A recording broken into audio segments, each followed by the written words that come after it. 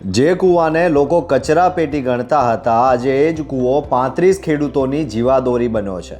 સિહી ગામના 38 વર્ષીય યુવાન મનોજભાઈ પટેલે સાબિત કર્યું કે ખેતીમાં બુદ્ધિ અને ટેકનોલોજી ભળે તો ચમત્કાર થઈ શકે છે। 2009માં પિતાના અવસાન બાદ વારસામાં મળ્યું માત્ર 10 મિનિટનું પાણી, પણ મનોજભાઈએ હાર ન માની। યુટ્યુબના માધ્યમથી જીએસએમ ટેકનોલોજી અપનાવી અને આખા ખેતરને મોબાઈલના એક ક્લિક પર લાવી દીધું। જ્યારે 10 મિનિટનું પાણી હતું ત્યારે ખેતીની શરૂઆત કરી, પણ 10 મિનિટના પાણીમાં ખેતી શક્ય નથી। છૂટા ચાસમાં પાણી આપણે વાળીએ તો એક ચાસમાં પૂરો થાય નહીં। ત્યારે મેં ખેતીની શરૂઆત કરી હતી।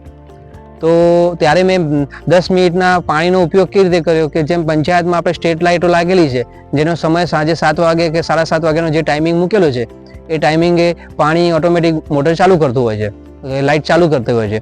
એ સિસ્ટમને મેં ખેતી સાથે જોડી કે જેથી મને ખ્યાલ છે કે મારા કૂવામાં જ્યારે કૂવો ભરાય છે ત્યારે 10 મિનિટ પાણી ચાલે છે અને 10 મિનિટ પછી પાછું 2 કલાકે ભરાય।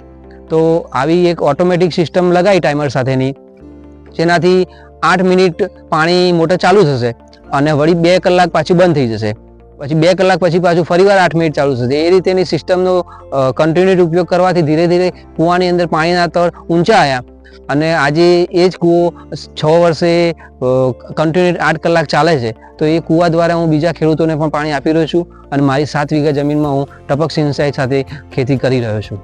હવે નથી રાત્રે ઠંડીમાં ખેતરે જવાની જરૂર કે નથી વોલ્ટેજ બળી જવાનો ડર। માત્ર 80 રૂપિયાના માસિક રિચાર્જમાં કૂવો અને બોર રિમોટ કંટ્રોલથી ચાલે છે। અટલ ભૂજલ યોજના અને મનોજભાઈની આધુનિક સૂઝબૂઝે સિહી ગામને ખેતીમાં ક્રાંતિનો નવો રસ્તો ચીંધ્યો છે। મોબાઈલના એક ક્લિક પર પાણી, ખેતીમાં આવ્યો ટેકનોલોજીનો સુવર્ણ યુગ। આવી જ પ્રેરણાદાયક સ્ટોરીઝ માટે જોતા રહો ગુજરાત વંદન। ધન્યવાદ।